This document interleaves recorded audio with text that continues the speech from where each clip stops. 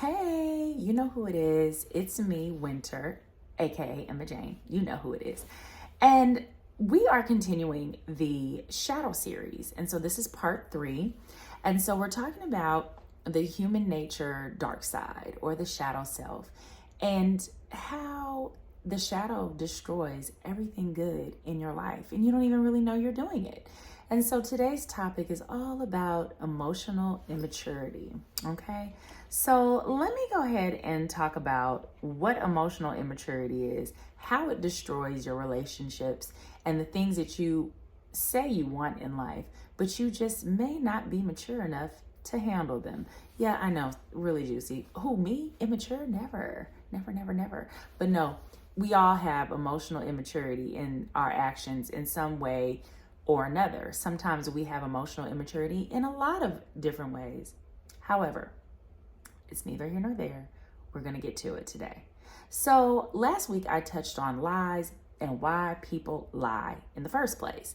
So today I'm going to talk about why some people are immature in their emotions, how to become more mature in your emotions, and how to really navigate through the trenches of human emotion. And let me just say this. The reason why people have traumatic breakups is because of emotional immaturity. Yep. So if you have broken up with somebody and you're like, you know what, it was a pretty okay breakup, that is because you were probably dealing with somebody mature, or you were mature and you guys both met each other there. But anytime you get into messiness, it's based on emotional immaturity. And I really hope that you stay accountable when I'm talking about this. Don't project. Don't be like, ooh, that's what he did and that's what he did. I want you to look at yourself in these scenarios. So I'm going to go ahead and start off with a disclaimer. I am emotionally immature with I can be a yeller. I can pop off. I'm spicy in that manner. However, I'm working on it. Thank God to my daughter who was like, Mom, don't yell. So I've tried to do like 45 seconds before I pop off or whatever, but let me just say it is a natural thing for me to yell because I'm expressive. Now, my daughter, on the other hand, is not very expressive, and so she internalizes and gets quiet and shuts down and avoids. So remember, emotional immaturity can come out in different ways. It can turn out to fight, which is the scream, or flight, which is run away. But either way, what I want to do is help you get into balance. And so what are some emotional immature behaviors that we do as humans that destroy or prevent us from having wonderful, thriving, healthy relationships? And so I'm going to go ahead and give 5 of them, okay? And we're going to talk about the first one that drives me up the wall. And I'm going to be honest with you. Most of these behaviors drive me up the wall. They are deal breakers. And before I get into it, let me explain why they're deal breakers for me. It is unfair. I'm going to go ahead and say I have a very unfair advantage of being more emotionally mature because of the line of work I chose to get into. Okay? So I'm not sure if you've ever been to a therapist. I suggest if you haven't, you go to one, because it is a mind-blowing experience. You will level yourself up in so many ways if you have the right one, of course. But here's the thing. When you are trained to be a therapist, you are forced to deal with your emotionally immature ways because you are going to be helping people grow out of their emotionally immature ways. So in order for you to help them, you have to kind of help yourself, right? So it is required for us to get therapy before we become a therapist. And this is pivotal. So some of the things that we have been trained to do is to not put our value system on someone else. So if you come in and say, you know what, I hate all of this race, we will have to say, well, tell me more about that. We are not supposed to judge you. We're supposed to understand and walk in your shoes to understand why your experience has caused these feelings, okay? We are also not supposed to judge you, okay? So we're not supposed to put our value system on you. We're not supposed to judge you. If you come to us and tell us the worst things about you, we are supposed to have compassion for you and help you grow out of those behaviors and help you learn new ones. It is very difficult to change or help change someone's behavior when you're judging them. And it's not a good look. The person feels judged. you feel annoyed, it just doesn't work out very well. Also, we are responsible, and when we are in that room, to help you articulate or learn to articulate your feelings. We have a lot of cute little worksheets about smiley faces and sad faces and squiggly faces, and what does that really mean, and how do you tap into that? A lot of people can only access anger or happiness or joy, right? Sadness or joy, not realizing there's like a million different emotions, not a million, but in the middle of those. And usually, if you are not in tune with your emotions, you only oscillate between anger and extreme elation, or frustration and meh is what I like to call it. The meh, like the little emoji with the two eyes and then the line that goes across, like no emotion, nonchalantness. And so what we do is help you develop those emotions and to learn how to talk about them so you can actually have thriving connections with people and to be able to have boundaries and all kinds of things like that. So being a therapist, we have an unfair advantage of us being raised up, right? And so with that, I want to go in to say that this is why these are deal breakers for me when it comes to people.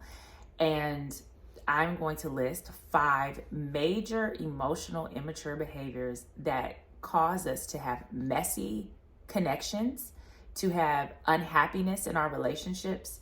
And, how do we fix that? How do we work that out? So the first one is going to be extreme flaw finding. Okay. So, oh God, this is just, it tears my heart up. Extreme flaw finding comes from you constantly trying to make yourself feel better about yourself. So I don't know about you. I know you don't do this, but I don't know about you, but have you ever been out with somebody who literally will find something wrong with everything and everybody? Well, yes, that's extreme flaw finding. And what it is a recipe for misery. And with that, you have to be careful about being around this energy because it will infect you. Yes, like a disease. So if you find that you're hanging around somebody who is always finding problems with other people, you are going to be, what's the word? Like, I have to sneeze. You're going to be like irritated, like, why are they always talking about them? Because you're only going to feel like there's 2 choices, right? Which is to talk mess about other people or to basically be quiet or to try to be devil's advocate. Well, all of it is just draining, to be honest. And, you really want to tell them, hey, what did they do to you? And why do you even care? You should be spending more time working with yourself than judging other people. But if you say that, guess what? You're going to have a fight. So that is a part of emotional immaturity, which is finding flaws in everything and everybody to try to make you feel better about your life. It's quite sad, but it can be fixed. And we usually learn this from people we grow up with, right? If our parents are constantly nitpicking at us and finding flaws, that's why it's so important if you have kids to speak positive and to learn how to give compliments and to learn how to see the brighter side of things, because if not, you will find the negative in every little thing you do and see, because humans are geared to be negative. Don't know if you know that. So you have to literally change that rewiring in your brain. There's tons of books to help you do this, like Positive Imaging by Norman Vincent Peale, Joseph Murphy, The Power of the Subconscious Mind. There's ways for you to help you see the positive, but guess what? You don't even know you're doing this until someone positive comes around you and says, you know what? I don't like being around you because you're negative as. Okay, so can we please change the topic or talk about something that makes you positive, because you're draining me. All right, so the second one is avoiding and ghosting. Oh, what a culture. Are we not in cancel culture or what? So basically, avoiding and ghosting is the easiest way to deal with conflict when you do not know how to articulate your emotions.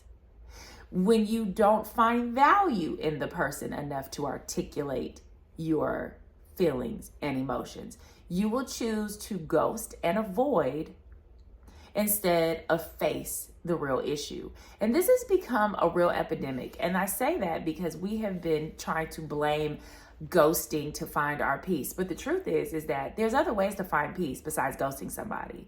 what you could do is really say, you know what, I don't like your behavior. This is not something that vibes with me. If you continue to do it, I probably will have to walk the other way. There's ways that you can communicate without avoiding and ghosting somebody. Because I don't know if you knew this, but ghosting actually leaves pain, almost like a physical pain in someone. It's psychologically proven that this is why people react so harshly to being ghosted, because it is painful. It's almost like the body has been hurt by somebody. And so all they keep doing in their head is saying, why would they do that? Why would they reject me? Why would they run away from me and not talk to me about it? It's a very cruel thing to do. I have tried not to ghost anyone, but I'm going to tell you, I'll give you like 3 times and tell you I don't like a behavior because I know I can articulate it. But if you continue to do the behavior, guess who's going to get ghosted? You. That's right. So, it's really important to learn how to have boundaries so you can go ahead and stop ghosting people and just say, you know what? I like you. You're not for me. But do you know why certain people ghost? It's because they actually tried to have that conversation and the other person reacted in such a negative way that they're like, you know what? I can't go through this again. I'm just going to ghost because it's not worth it.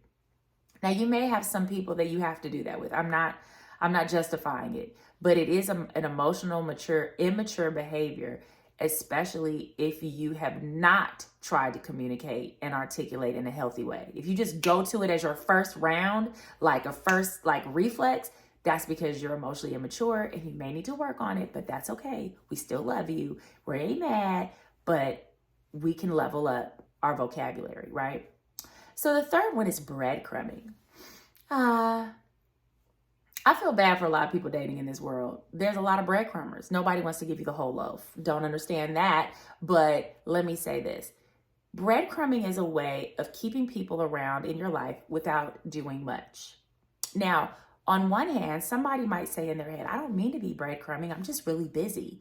Well, this is where moving intentionally will help you prevent having tension between the people that you have in your life. Because you have 2 types of people. You have people who want to get close to you and people who don't care where you are. If you know that someone is trying to be close to you and they're trying to connect and you're just breadcrumbing them with text messages like WYD, not what do you need, then you are a breadcrumber and you may need to work on that. Because not only is it frustrating to an intentional person, but it's also very emotionally immature. You are either not saying what you really want, you are bored, you are pulling them into your energy and not having any intention for them.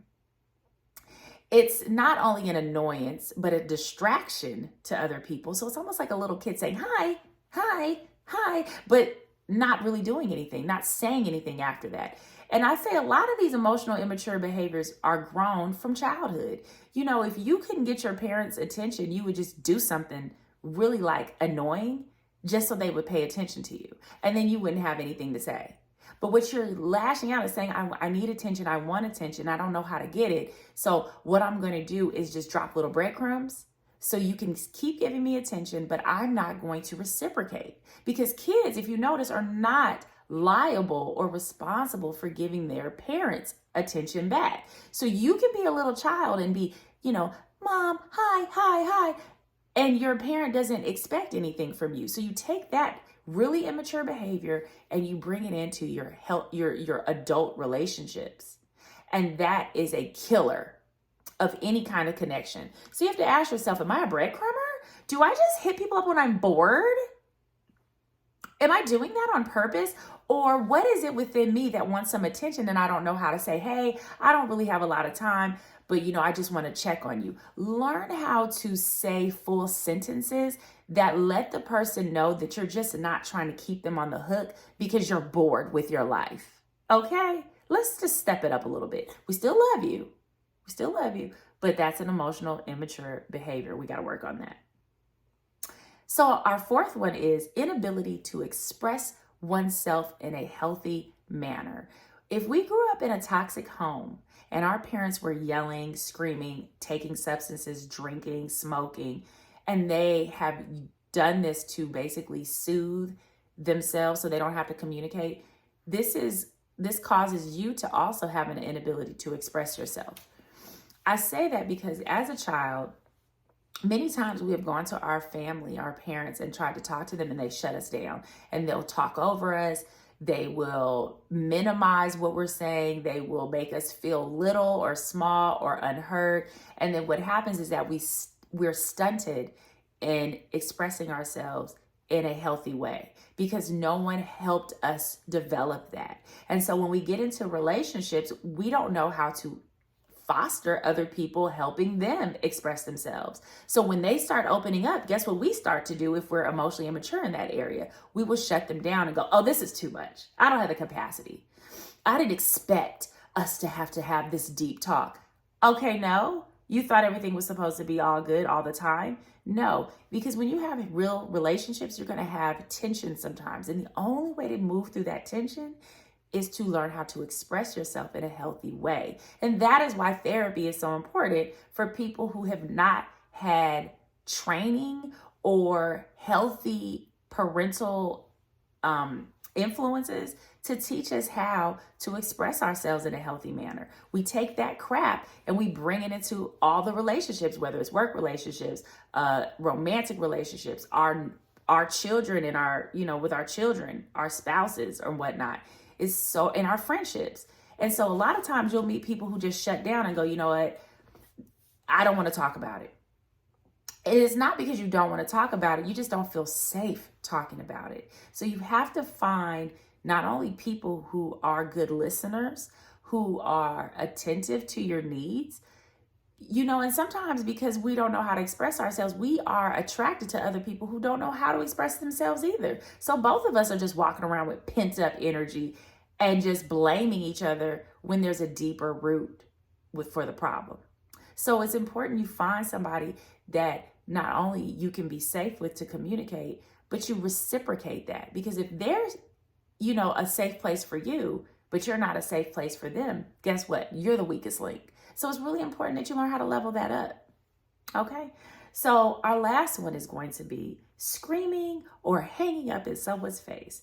Now, this is near and dear to my heart because why? I am a screamer. I've been working on it though. I've been working on it because I feel like if I'm not heard or if I'm not getting across what I'm trying to say, it's almost like my blood pressure goes up and I'm just turned red and I'm just like, oh my God, I can't handle it. And so boop, I pop.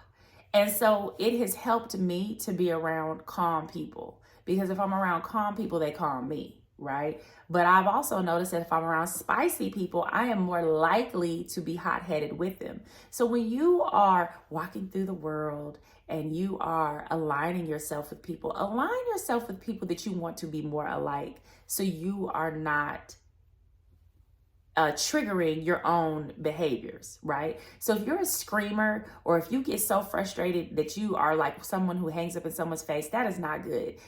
You know why? Because it damages the communication. The other person's like, I don't even want to talk to you because you're screaming at me. I'm shutting down.